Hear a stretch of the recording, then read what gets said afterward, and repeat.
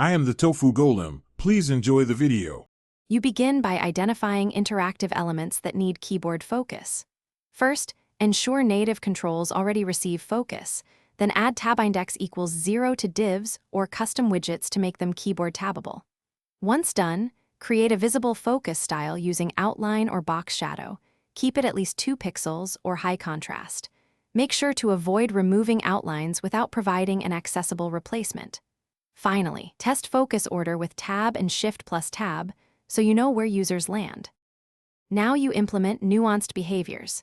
Use focus visible to show focus rings for keyboard navigation while keeping mouse interactions clean. Make sure a fallback focus style exists for browsers without support. When moving focus programmatically, call element. Focus, prevent scrolled true to avoid jumpy layouts. Also apply focus within on parent containers to highlight grouped controls.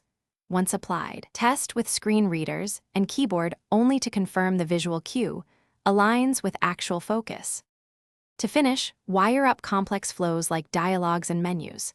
Implement a focus trap inside modals and store the previously focused element so you can restore focus on close. Use DOM order for natural tab flow and avoid tabindex values greater than 0 because they break expected order.